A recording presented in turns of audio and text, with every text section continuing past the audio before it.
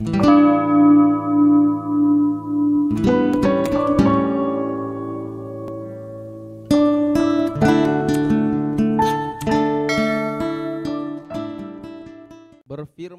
Engkau Bapa Yahweh, maka kami hamba-hambamu, para mempelaimu, anak-anakmu, dan kami umatmu siap untuk mendengarkan kebenaran firman-Mu. Haleluya. Amin. Sahabat Salom, Bapak Ibu Saudaraku yang terkasih, Bapak Yahweh memberkati kita pada hari ini. Amin. Ya, tidak terasa Bapak Ibu, kontrak hidup kita telah berkurang di dunia ini. Sekarang sudah 2022. Tidak terasa dari tahun lalu sampai sekarang kita telah melalui 1 tahun ini. Coba kita renungkan, Bapak Ibu Saudaraku yang terkasih, dalam 1 tahun belakangan ini, pernyataan Tuhan apa yang telah kita nyatakan kepada orang yang kita jumpai. Dalam 1 tahun belakangan ini, firman apa yang keluar dari mulut kita untuk orang yang membaca status kita di sosial media. 1 tahun belakangan ini, firman apa yang keluar dari mulut kita untuk generasi penerus kita, untuk cucu kita, firman apa yang keluar, untuk anak kita, firman apa yang keluar, untuk orang tua kita, apa yang telah keluar dari mulut kita mengenai firman Elohim. Adik-adik kami, 1 kali 2 minggu bagi handphone. Waktu kita mendapatkan handphone dan kita telepon orang tua, apa firman yang kita sampaikan kepada orang tua? Ada. Atau hanya sekedar nanya kabar, orang lain juga nanya kabar. Ya, entah firman, Pak, pada mulanya Elohim menciptakan langit dan bumi, enggak apa-apa. Yang penting kita udah menyampaikan firman kepada orang yang kita hubungi. Ya, saudaraku, hari ini kita belajar kebenaran firman Bapa Yahweh dari Yosua. Ya, waktu perjalanan bangsa Israel keluar dari tanah Mesir, mereka berbagai halangan, harus bertempur. Bayangkanlah kita ini bangsa Israel dan kita harus pergi ke kota sana. Kita harus pergi, misalnya ini, kita harus pergi ke Lumban Julu, kita harus berperang dengan Aekna Tolu. Setelah di Lumban Julu, berperang dengan Lumban Julu. Nyampe di Porsea, berperang dengan orang Porsea. Ya kan? Sampai suatu ketika mereka sampai di perbatasan Sungai Yordan. Ya. Dan Tuhan berfirman begini kepada Yosua. Yosua, sebelum engkau masuk ke tanah perjanjian itu, ambil 12 batu. Dari setiap suku, satu orang, ambil 12 batu. Taruh di sini. Nanti kalau anakmu tanya, untuk apa batu ini? Lalu kamu menjawab, mujizat pernah terjadi dalam hidupku di sini. Nah sekarang, saat anak kita bertanya tentang Tuhan, apa yang kita ceritakan? Saat orang tua kita bertanya tentang Tuhan, apa yang kita ceritakan? Apakah kita bisa berkata, mujizat pernah terjadi dalam hidupku? Ya, atau tidak sama sekali kita berbicara tentang Tuhan? Bukankah Tuhan menginginkan kita selalu membicarakan Dia. Tuhan berfirman, pada waktu engkau duduk, pada waktu engkau berbaring, pada waktu engkau berjalan, ajarkanlah semuanya yang kuajarkan itu. Katanya. Jadi apa yang kita ajarkan kepada generasi kita? Kalau kita sendiri tidak mendapatkan pengajaran yang baik. Nah, oleh karena itu, Bapak Ibu Saudaraku yang terkasih, hari ini kita belajar kebenaran firman Bapak Yahweh. Saya beri tema, menikmati pemberian Tuhan.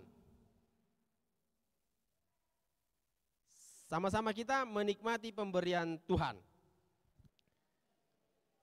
Ya.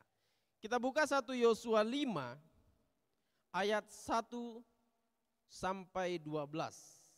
1 Yosua 5 ayat 1 sampai 12. Kita membacanya secara bergantian. Saya ayat yang pertama, saudara-saudariku ayat yang selanjutnya. Yosua 5 ayat 1 sampai 12. Penyunatan dan hari raya Paskah di Gilgal. Ketika semua raja orang Amori di sebelah barat sungai Yordan dan semua raja orang Kanaan di tepi laut mendengar bahwa Tuhan telah mengeringkan air sungai Yordan di depan orang Israel sampai mereka dapat menyeberang. Tawar hatilah mereka dan hilanglah semangat mereka menghadapi orang Israel itu.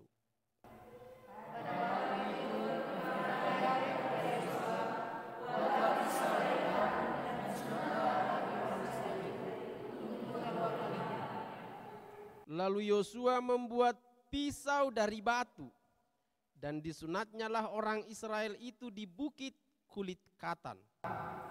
Inilah salah-satunya Yosua mendidik mereka, semua orang yang keluar dari Mesir, yakni yang laki-laki, semua prajurit telah mati di padang gurun di tengah jalan setelah mereka keluar dari Mesir.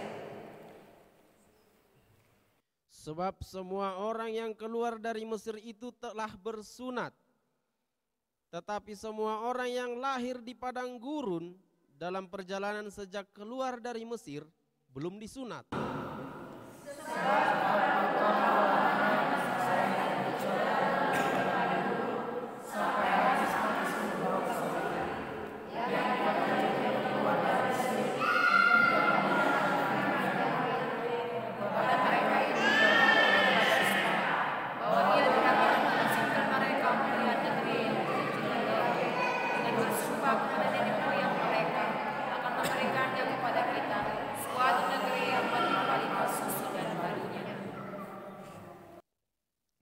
Tetapi anak-anak mereka yang telah dijadikannya ganti mereka. Mereka itulah yang disunat Yosua, sebab mereka belum bersunat, karena mereka tidak disunat dalam perjalanan.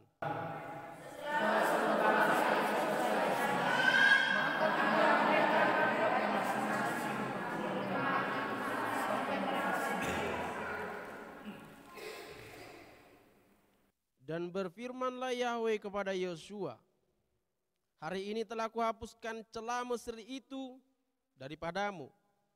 Itulah sebabnya nama tempat itu disebut Gilgal sampai sekarang.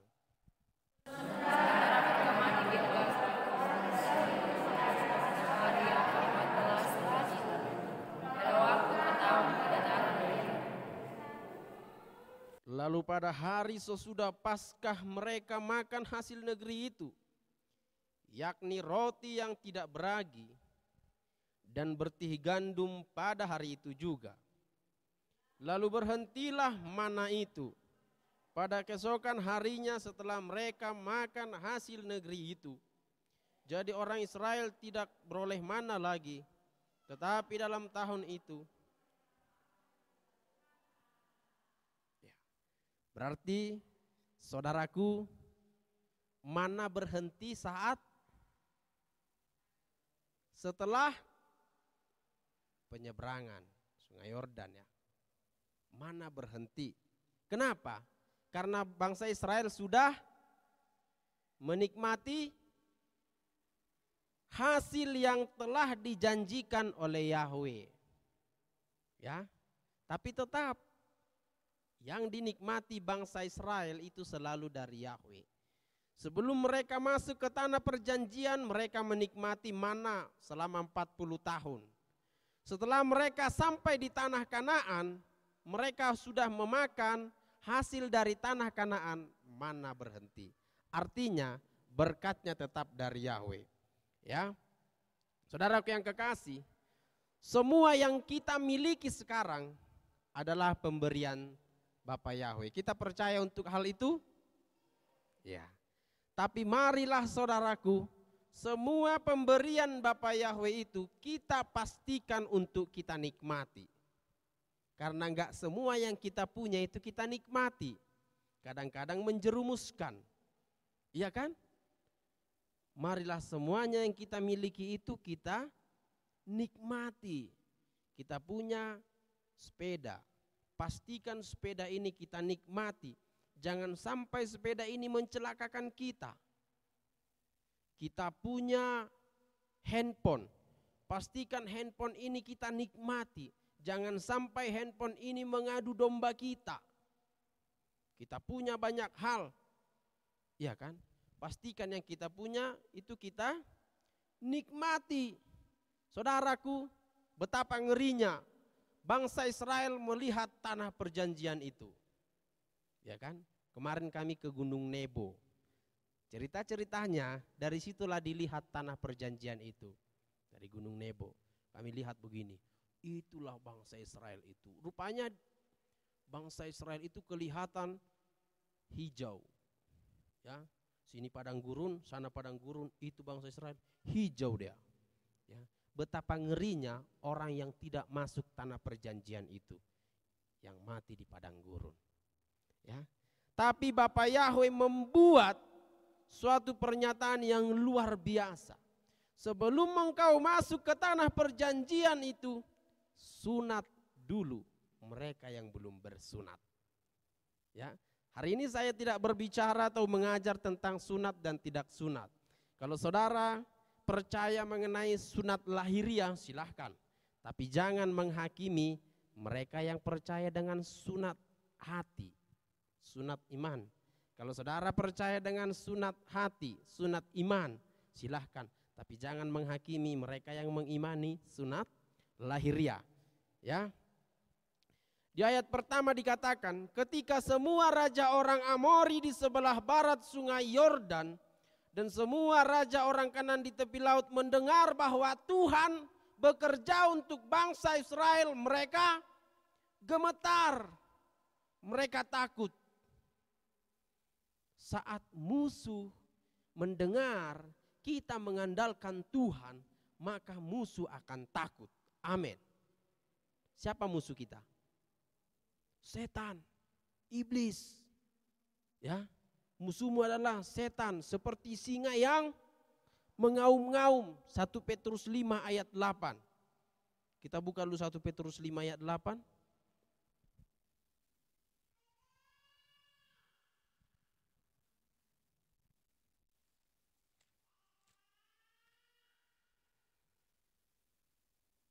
Sadarlah dan berjaga-jagalah, lawanmu si Satan. Ya, kalau di terjemahan LAI dibuat si iblis. Berjalan keliling sama seperti singa yang mengaum-ngaum dan mencari orang yang dapat ditelannya. Nah, kira-kira siapa yang bisa ditelan oleh si Satan? Hah? Dia yang memberikan celah. Orang-orang yang dapat ditelan oleh si Satan adalah orang-orang yang tidak ditakutinya. Dan orang-orang yang tidak ditakuti setan adalah orang-orang yang memberikan celah kepada dirinya. Memberikan asupan-asupan negatif kepada hidup kita. Contohnya berpikir buruk tentang orang lain. Macet di tengah jalan, ngomel aja. Ada banyak kayak gitu kan? Macet dia. Macet di tengah jalan ngomel, banjir ngomel, hujan ngomel, kering ngomel, basah ngomel. Nah itu adalah memberikan asupan buruk, asupan negatif kepada hidup kita. Apa salahnya kita untuk bersyukur dalam segala hal? Ya. Jadi orang yang bisa diterkam setan adalah orang yang selalu mengeluh dalam kehidupannya. Orang yang selalu ngomel. Karena orang ngomel itu biasanya nggak bersyukur dalam situasi saat ini. Misalnya hari ini saya contohnya nggak mempunyai sepeda motor, saya ngomel aja, ya kan? Saya nggak mempunyai mobil, saya ngomel aja. Kenapa saya nggak bersyukur? Karena saya mempunyai Alkitab, ya kan? Kadang-kadang Bapak Ibu Saudaraku, mengeluh adalah melupakan nikmat Tuhan. Jadi jangan mengeluh. Amin. Ya.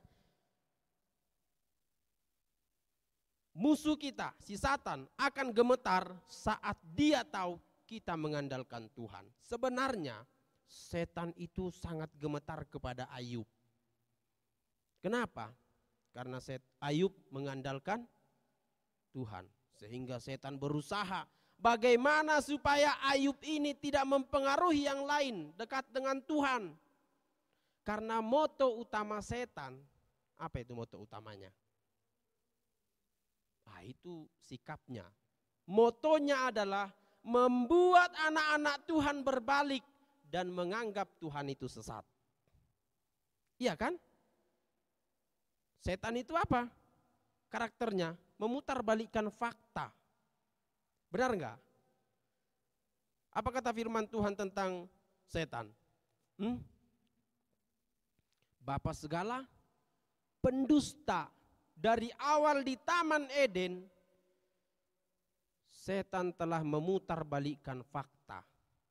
Dikatakan begini kepada Hawa, makan buah itu, nanti kamu gak mati. Coba aja. Ya kan? Padahal Tuhan sudah berfirman, pada saat engkau menjamahnya, pada saat itu juga engkau mati. Ya. Lalu setan memutarbalikkan fakta kepada Hawa. Lalu dipegangnya buah itu, dimakannya. Lihat, kamu gak mati kan? Padahal Tuhan jelas berfirman, pada saat itu engkau akan mati roh. Karena rohlah kita bisa berbicara dengan Tuhan. Benar enggak? Saya berpikir begini, dulu zamannya Adam dan Hawa, mungkin ini pikiran saya, mungkin Adam dan Hawa tidak berbicara seperti kita ini, tapi berbicara koneksi, seperti telepati gitu. Kalau yang sering nonton film ngerti itu ya, film telepati itu, dia berbicara seperti telepati gitu, tapi mulutnya nggak berbicara gini, diam dia. Tapi dia ngerti apa yang disampaikan orang, ya, ngerti apa yang disampaikan orang. Nah, pada saat itu matilah telepatinya, rohnya. Akhirnya dia tidak bisa berbicara dengan Tuhan.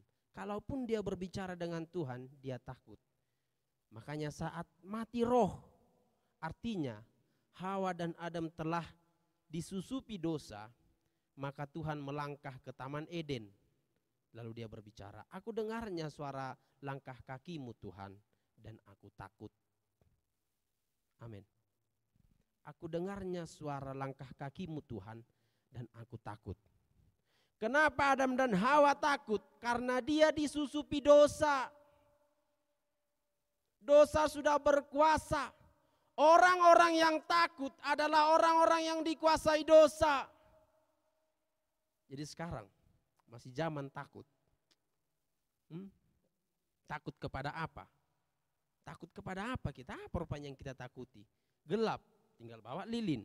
Terang, ya kan? Tinggal bawa senter. Apa? Halusinasi, logikanya lah dulu berpikir. Apa yang kita takuti? Setan.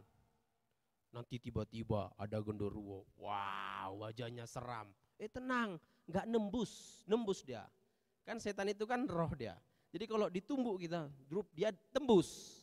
Kan nggak sakit. Jadi nggak usah takut. Iya kan? Kadang-kadang takut itu timbulnya di sini di pikiran. Benar enggak? Ya. Sampai kita tidak bisa menikmati keberanian yang Tuhan beri kepada kita hanya karena dosa melingkupi kita sehingga ketakutan lebih besar. Ya. Jadi jangan takut untuk apapun. Tuhan berkata seperti ini. Jangan takut kepada mereka yang bisa membunuh tubuhmu namun tidak bisa membunuh jiwamu. Ngapain takut? Toh pada ujungnya kita semua meninggalkan dunia ini. Ngapain takut kita enggak punya? Iya kan? Kemarin saya cerita dengan siapa ya? Di dalam mobil tentang cemburu. Saya lupa. Dia bilang begini, ini cemburuan, ini cemburuan. Cemburu itu wajar. Saya selalu bilang begini, cemburu itu adalah tindakan dari setan. Kenapa?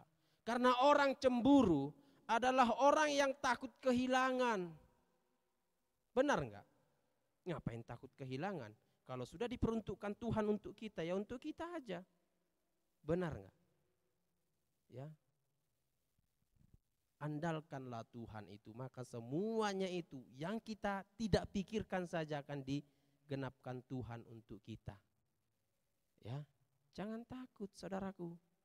Keberanian telah ada pada kita, munculkan itu. Semua orang punya roh keperkasaan ya, semua orang punya keberanian ya, munculkan itu. Hanya karena enggak muncul saja, ya kan? Sebenarnya sudah ada dalam diri kita semua ditanamkan Bapa Yahweh. Ya, tadi malam kami nonton film apa itu, Galaksi. Rupanya dia sudah punya kekuatan, tapi kekuatan yang dia punya, dia menyadarinya di akhir cerita itu. Sama seperti kita. Sebenarnya dalam dasar kita sudah ada kekuatan itu. Amin. Benar ya? Benar enggak? Saya sering begini. Kalau ibadah, sering sekali saya lihat siswa itu kalau diajak berdiri duduk. Kenapa? Dengan alasan enggak kuat kakiku. Tapi siswa tersebut akan kuat saat dia imam. Loh kenapa? Kenapa saat dia imam dia kuat berdiri, saat dia jemaat dia enggak kuat berdiri? Kenapa? Karena saat dia jemaat kekuatannya itu tidak dimunculkan. Saat dia imam kekuatannya itu dimunculkan. Jadi nikmatilah yang Tuhan beri kepada kita. Amin. Ya. Setan tidak akan mencobai kita dengan hal-hal kecil. Ya, setan tahu saudara anak-anak Tuhan. Setan tahu saudara punya keperkasaan. Setan enggak akan mencobai dengan pencobaan-pencobaan kecil. Contohnya, saudara sakit perut. Saudara bilang, saudara dicobai setan. Padahal karena makan jambu yang diambil dari sana kebanyakan. Nah itu, setan tidak akan mencobai hal-hal kecil. Karena kalau hal-hal kecil kita katakan pencobaan setan, justru kita salah. Karena kalau kita sakit, kita makin berdoa enggak? Makin berdoa ya setan enggak suka. Ya kan? Kalau kita mengalami masalah besar, kita bilang itu pencobaan dari setan. Kita malah mendekatkan diri enggak kepada Tuhan? Hah? Justru setan enggak suka kalau kita mendekatkan diri kepada Tuhan. Tetapi Tuhan menyamakan dirinya dengan apa Tuhan samakan dirinya? Persaingannya. Dengan mamon. Kenikmatan-kenikmatan dunia ini. Benar enggak? Kalau kita semakin nikmat dengan dunia ini, akhirnya kita lupa. Itu yang setan inginkan. Kalau kita udah lupa dengan Tuhan, itu yang setan inginkan. Jangan buat menang setan dalam dirimu. Amin. Ya. Dibuat kita nikmat. Saudara, jangan bilang Tuhan saat kita miskin, kita bilang itu pencobaan. Saat kita kaya, kita bilang itu berkat. Belum tentu. Kekayaan dan kemiskinan adalah ujian iman. Saat kita mendapatkan itu berkat. saat kita kehilangan itu ujian. Salah. Mendapatkan dan kehilangan adalah ujian iman. Sudah pernah dengar cerita kuda putih? Sudah sering kan? Ada yang belum pernah dengar cerita kuda putih? Ada kuda putih, ada seorang nenek, seorang kakek tinggal di suatu desa, kerajaan. Dia mempunyai 1 ekor kuda. Kudanya putih, cantik. Ya. Saat orang desa bertanya kepada kakek, "Kek, mau nggak jual kudamu? Saya beli deh, mahal, 30 juta. Si kakek berbilang, enggak mau aku. Seminggu kemudian, raja melihat kuda yang cantik itu. Kek, raja menawarkan untuk beli kuda itu seharga 60 juta. Kakeknya bilang, enggak mau aku. Akhirnya, kuda yang jinak ini, kuda yang telah mengerti perkataan tuannya, kabur dari rumah. Ya. Lalu orang-orang berkata, memang bodoh kali si kakek ini. Jelas-jelas 60 juta enggak mau. Sekarang dapat apa? Lihat, kudamu udah enggak ada. Hilang. Sian deh lo. Tuh, ya. Lalu kakeknya berkata begini, udah enggak usah kau katakan bodoh. Bilang aja aku kehilangan kuda. Udah selesai. Enggak usah simpulkan dengan hal-hal yang lain. Lalu kudanya seminggu kemudian kudanya kembali. Lalu orang desa tadi yang berkata, iya ya, betul-betul lah memang anak Tuhan dia bah. Udah kembali kudanya. Iya kan? Iya luar biasa bah. Anehnya kudanya kembali membawa 10 kuda yang lain. Tapi tidak jinak. Iya ya, kita yang bodoh kata orang desa. Ya kami yang bodoh kakek. Memang luar biasa lah kau bah. Sekarang dapat untung lebih dari 60 juta. Datang si kakek itu. Udah jangan kamu katakan kamu yang bodoh, aku yang bodoh. Katakan aja kudaku kembali dengan 10 kuda yang lain. Stop. Udah itu aja. Iya kan? Sebulan berikutnya si kakek mengajari kuda ini semuanya. Akhirnya semua kuda jadi jinak. Lalu terdengarlah oleh raja ya, bahwa semua kuda-kudanya menjadi jinak. Akhirnya singkat cerita raja mau membeli lagi dengan harga 1 M. Si kakek enggak mau. Ini kuda kesayanganku. Kuda peninggalan. Ya. Akhirnya kabur lagi kudanya semuanya. Setelah kabur dia udah enggak punya apa-apa. Sayang kali kek, kamu kehilangan 1 M. Bodohlah kamu kakek.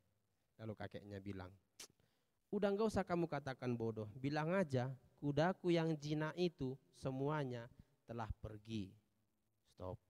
Sebulan berikutnya akhirnya kuda putihnya kembali sendirian. Ya kan?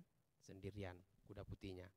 Oh iya ya, kuda putihnya udah kembali, kata orang desa itu. Lalu terdengarlah cerita bahwa orang di desa itu menginginkan kuda itu. Ya kan? Akhirnya anak satu-satunya makin mengajari kuda itu. Anak satu-satunya makin mengajari kudanya itu. Sehingga makin jinak, makin mantap, makin luar biasa lah. Tapi suatu ketika anaknya terjatuh dan kakinya patah. Lalu orang desa berkata, kek, sekarang bukan cuma kerugian 1 miliar. Lihat, anakmu telah kehilangan kakinya. Sekarang jangan bilang lagi stop, memang bodoh kau kek. Kehilangan 1 miliar, kehilangan 1 kaki anakmu. Lalu si kakek berkata, udah enggak usah kamu katakan bodoh. Enggak usah kamu katakan, enggak usah kamu buat kesimpulan-kesimpulan lain. Katakan aja, kudaku yang putih ini membuat anakku kecelakaan dan kakinya hilang 1. Lalu masalah terjadilah peperangan. Ya kan? Raja bertitah.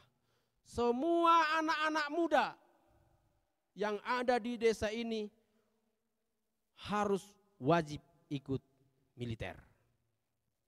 Semua berperang. Semua anak-anak muda yang 17 tahun ke atas dan 30 tahun ke bawah. Semuanya. Terlebih yang lajang. Lalu ketakutanlah. Karena kalau udah wajib militer, taruhannya apa? Nyawa. Titah raja, semua yang sehat kecuali yang cacat. Orang desa berkata kepada si kakek, iya kek ya, memang keberuntunganlah samamu. Rupanya kami sekarang takut ini, anak kami kehilangan. Anakmu enggak ikut berperang, anak kami yang ikut berperang. Iya kan? Anak kakek enggak ikut berperang. Lihatlah, kami sekarang cemas. Siapa tahu kami hanya mendengar nama. Kakek masih punya kesempatan untuk bersama dengan anak kakek. Si kakek bertanya, saudaraku, katanya, dalam hidup ini tidak usah banyak menyimpulkan segala sesuatu. Nikmatin aja yang ada sekarang. Ceritakan yang ada sekarang. Nikmatin.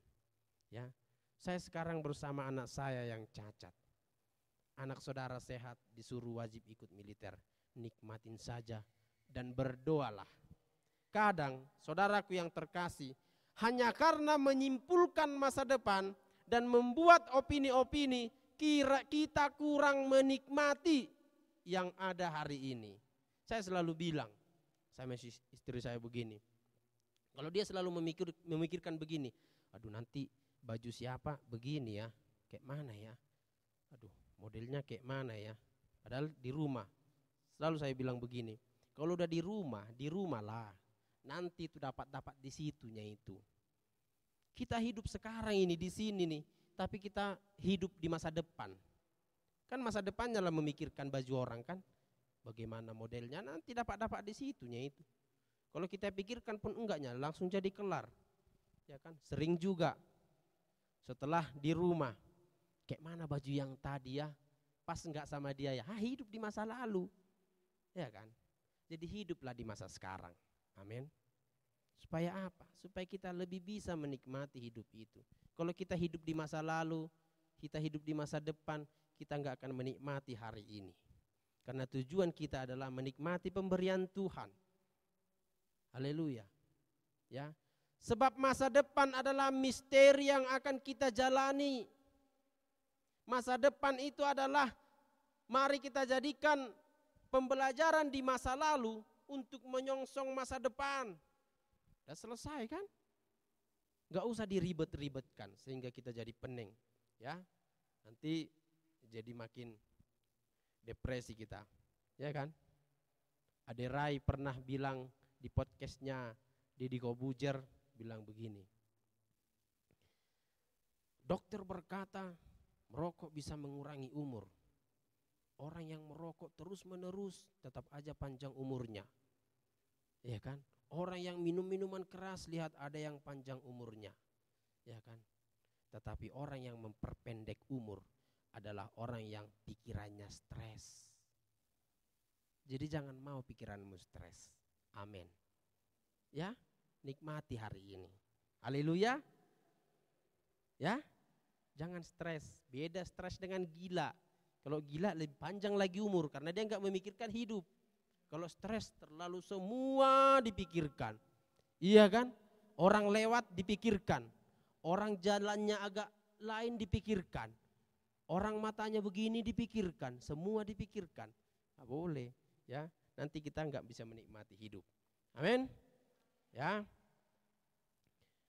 Setan menyesatkan kita dengan memutarbalikkan kebenaran. Yohanes 8 ayat 44. Apa dikatakan di situ? Yohanes 8 ayat 44. Setanlah yang menjadi bapamu dan kamu ingin melakukan keinginan-keinginan bapamu. Ya kan, ini dikatakan kepada orang Farisi ya yang bertanya kepada Yesua. Ya kan? Ia adalah pembunuh manusia sejak semula dan tidak hidup dalam kebenaran. Apabila ia berkata dusta, ia berkata atas kehendaknya sendiri, sebab ia adalah pendusta dan bapa segala dusta. Ya, setan tidak hidup dalam kebenaran. Saudaraku, masih kencangnya jantung saudara berdetak saat saudara berbohong atau udah biasa aja? Saat kita berbohong nih, telepon ini. Lagi di mana? Posisi sekarang lagi di Porsea, ya kan? Oh, bentar lagi di Lumbanjulu ini, bentar lagi. Masih berdetak kencangnya jantung kita, merasa bersalah atau biasa aja? Kalau biasa saja, perlu dipertanyakan. Kemungkinan alarm dalam hati kita udah menebal, udah putus, atau jangan-jangan udah putus, ya kan? Sampai suatu dosa kita lakukan, kita tidak merasa bersalah, itu alarm dalam diri kita udah putus, ya kan? Karena semua manusia itu mempunyai alarm dalam dirinya. Coba ini saudara, curi jeruk pertama kali, gimana perasaannya? Hah? Kepikiran, deg-degan, jangan-jangan ketahuan nanti. Kedua kali biasa, ketiga kali lumrah, keempat kali bahkan mencuri dulu baru kasih tahu, ya kan? Tadi emang aku ambil jeruknya, haleluya katanya. Ucapin haleluya pula itu. Iya kan? Tuh, alarmnya jangan sampai putus. Amin. Ya. Melawan kepada orang tua pertama kali bagaimana? Deg-degan rasanya. Sekarang melawan dengan orang tua udah biasa saja. Ya, saudaraku, sekarang kita hidup di dunia metaverse. Tahu kan? Metaverse. Hah? Tahu kan? Dunia digital, di mana kita harus nanti hidup di dunia digital, ya. Kita bisa kemana saja, ya kan? Kalau sekarang daring ya, lewat online ya, belajar. Nanti rapat juga sudah ada avatar kita sendiri, ya kan? Punya avatarnya sendiri masing-masing.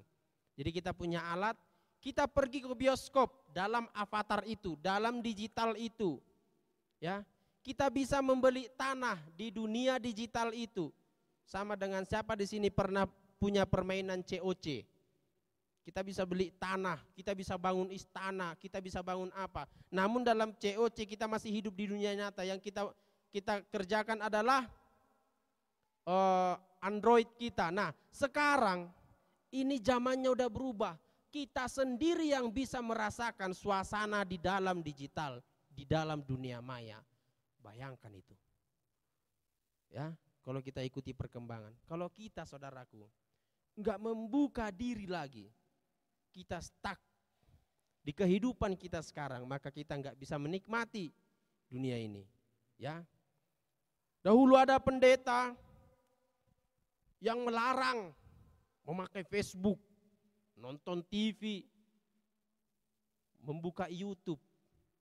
Ya kan? Ada dulu pendeta seperti itu. YouTube enggak penting, Facebook enggak penting. Padahal justru kita harus masuk ke dunia tersebut dan mengubahnya menjadi kebenaran firman Bapa Yahweh. Ya. Haleluya. Di ayat 2 dikatakan, di Yosua 5 ayat 2. Masih ayat 2 ya kan? Padahal sampai 12. Pada waktu itu berfirmanlah Yahweh kepada Yosua, buatlah pisau dari batu, sunatlah lagi orang Israel itu untuk kedua kalinya. Lalu Yosua membuat demikian. Ya, sebelum masuk menikmati janji Tuhan, maka semua orang harus disunat. Harus dipotong apa yang tidak perlu. Untuk kita bisa menikmati janji-janji Tuhan, kita harus memotong apa yang tidak perlu dalam kehidupan kita. Apa yang terlalu kita potong? Telinga yang sensitif, telinga yang tipis, bukan berarti karena tipis kata Bang Jan terpotong, ya bukan. Maksudnya terlalu mendengarkan tanpa membuat suatu penelitian. Tuh, harus dipotong. Iya kan? Karena kalau tidak dipotong, tidak akan bertunas. Benar enggak? Contohnya, si Email bilang sama si Lenta, Lenta, tadi diambil si Lohi sabunmu. Iya kan? Padahal maksud si Lohi mau mindahkan dari sini ke sini. Ya, langsung si Lenta berpikir aneh. Wah, udah diambil sabunku. Jangan-jangan diiris dia jadikan sabun cair. Ya kan? Itu yang perlu dipotong. Berpikir negatif terhadap sesuatu yang belum pasti. Itu yang nggak boleh. Kalau kita masih ragu, diam dulu. Jangan membuat opini, ya. Memotong keinginan daging. Apa itu? Berpikir benar, selalu benar dan yang lain salah. Sekarang coba balikkan. Cobalah berpikir bahwa yang lain itu benar dan kita salah.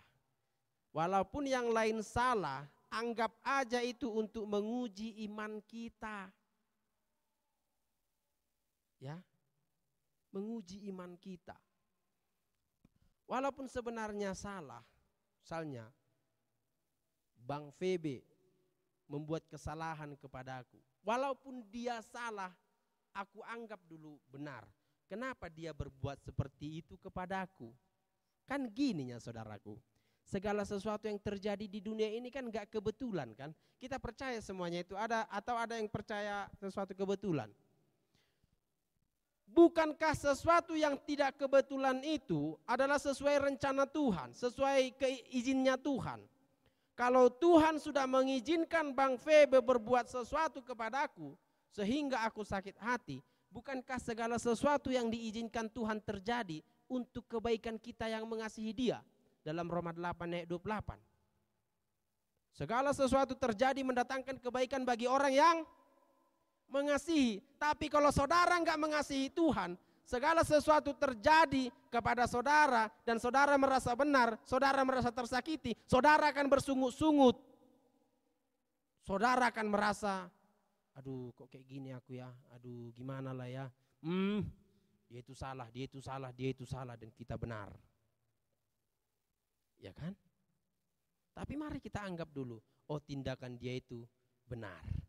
Tindakan aku ini salah. Oh, apa yang kita pelajari? Bukankah Tuhan berfirman, carilah hikmat. Dia berseru-seru di telingamu di pinggir jalan. Supaya apa? Supaya kita bisa lebih menikmati hidup. Ya.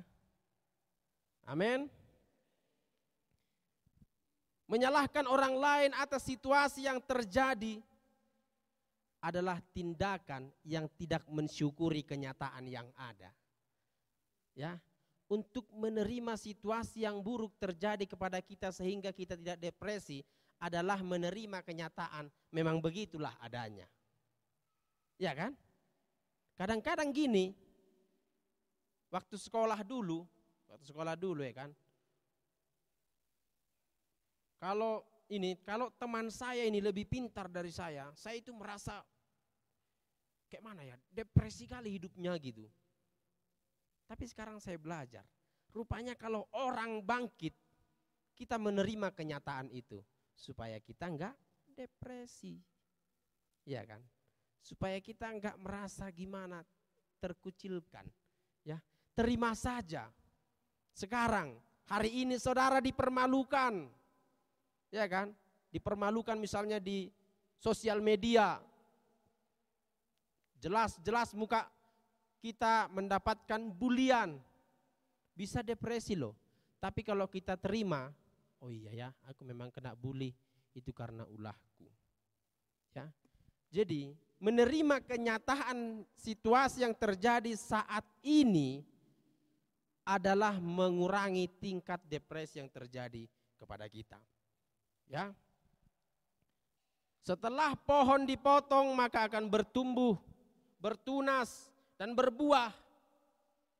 Kalau enggak kita potong ranting yang kering itu, tidak akan tumbuh tunas. Tunas yang baru. Benar ya? jeruk itu kan harus dipotong dia, baru tumbuh tunas yang baru, lalu berbuah yang manis. Iya kan? Kalau saudara enggak memotong hal-hal yang jelek dalam diri saudara, maka kebenaran tidak akan ada tempatnya. Iya kan?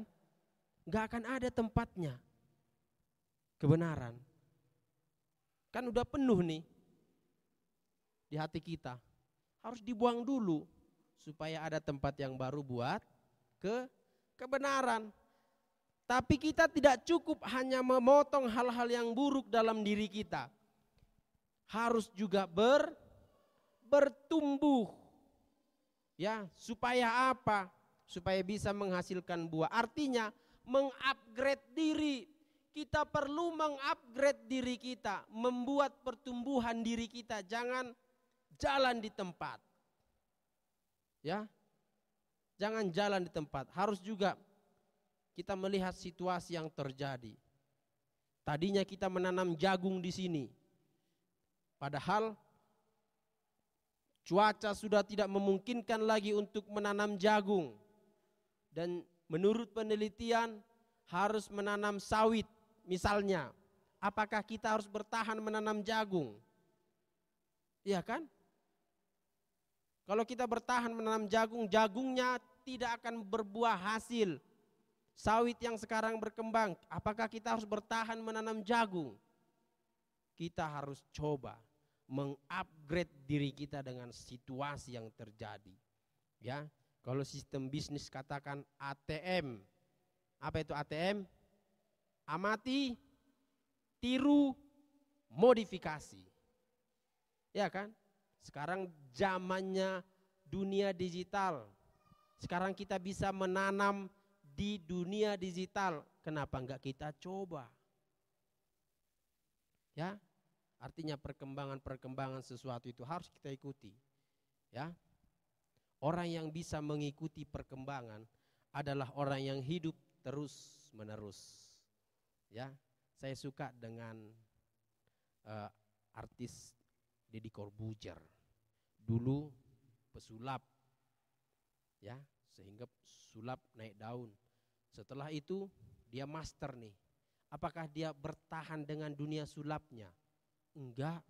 Dia tinggalkan jadi talk show, presenter. Ya kan? Dilihat lagi perkembangan zaman, ada YouTube. Dulu YouTube itu dikucilkan loh sama televisi, kira-kira begitulah. Tapi Deddy Corbuzier melihat peluangnya, akhirnya dia masuk dunia motivasi. Dulu YouTube-nya Deddy Corbuzier itu kan motivasi. Saya udah lama ngikutinya itu. Dia dulu motivasi 10 menit, 15 menit, gitulah. Ya kan? Akhirnya dilihat lagi perkembangan, orang itu bisa menonton orang-orang yang berbicara senang, dia buat seperti itu. Mengikuti zaman. Ya. Ya kan? Sama seperti semua yang kita dalam pelayanan juga begitu. Kita tidak harus melayani harus di atas mimbar, enggak. Kalau kita punya jemaat lewat Zoom, enggak apa-apa kita melayani lewat Zoom. Ya. Harus bisa, men. Haleluya. Ya. Maka upgrade-lah diri saudara. Ya. Bagaimana kita mengupgrade diri kita? Kita punya Android. Kita bisa lihat pengetahuan. Kita bisa punya Alkitab. Kita bisa bangun roh kita. Kita punya banyak buku, kita bisa baca, nonton televisi, YouTube. Bacalah hal-hal yang bermanfaat, yang membangun jiwa, memotivasi diri. Jangan baca yang membuat bersedih. Ya. Banyak sekali orang membaca, menonton yang membuat sedih gitu. Filmnya sedih, ditonton, akhirnya nangis. Ya kan? Jangan baca itu. Jangan tonton itu. Tontonlah hal-hal yang bermanfaat, hal-hal yang bagus. Banyak hal yang bagus dalam hidup. Dalam Lukas 5 ayat 37 dikatakan,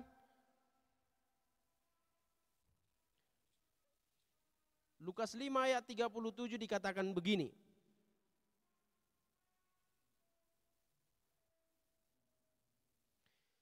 Tidak seorang pun mengisikan anggur yang baru ke dalam kantong kulit yang tua. Karena jika demikian anggur yang baru itu akan koyak. Kantong itu akan mengoyakkan kantong itu. Dan anggur itu akan terbuang. Dan kantong itu hancur. Saudaraku, kenapa anggur yang baru tidak dibuat di kantong kulit yang lama? Kenapa? Karena kantong kulit yang lama itu tidak elastis, sementara anggur itu hidup. Nanti kalau tidak di kantong kulit yang baru, anggur itu hidup, maka tempayannya itu akan pecah. Anggur itu adalah lambang keberkatan bagi kita. Tuhan selalu membuat hal-hal yang selalu baru bagi kita. Tapi kalau kita enggak memperbaharui jiwa kita enggak memperbaharui hati kita, maka kita sendiri yang akan koyak. Kita sendiri yang akan depresi. Ya, oleh karena itu mari kita selalu perbaharui diri kita. Supaya apa? Supaya anggur yang baru itu bisa berisi di dalam diri kita yang selalu baru. Kan kasih Tuhan selalu baru. Iya kan? Amin. Apalagi dikatakan di situ, saudaraku yang terkasih, tidak mungkin orang meminum anggur yang baru kalau anggur yang lama ada. Kemarin kami waktu ke Israel ditanya begini, yang mana ini? Yang ini, yang ini, yang ini, yang ini. Lalu kami tanya, yang ini sama yang ini bedanya apa? Yang ini baru buat, yang ini sudah 14 tahun. Jadi rupanya saudaraku, anggur yang makin lama dia makin enak. Makin lama makin enak. Mungkin difermentasi lama dia makin enak. Artinya keenakannya itu membuat apa itu namanya ya? Suasananya atau membuat cita rasanya hidup gitu. Sama dengan apa yang ada pada kita. Segala sesuatu yang kita tanam dalam diri kita, lalu kita arami, lalu kita biasakan, maka dia akan hidup. Artinya, kalau kita membiasakan diri kita dengan bahasa-bahasa kotor, dan kita lumrah dengan hal itu, dan kita terbiasa, maka itu akan hidup dan menjadikan itu dalam kehidupan kita. Bukankah apa yang kita ucapkan itu doa? Iya kan? Sering sekali orang menyatakan orang lain bodoh.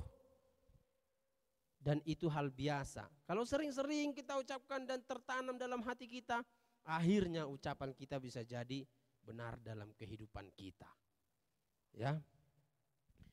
Tetapi anggur yang baru harus disimpan dalam, dan tidak seorang pun yang telah minum anggur tua ingin minum anggur yang baru. Artinya saudaraku, kalau kita sudah memperbaharui diri kita dengan anggur yang baru tadi, kita sudah mengupgrade diri kita sehingga anggur itu masuk.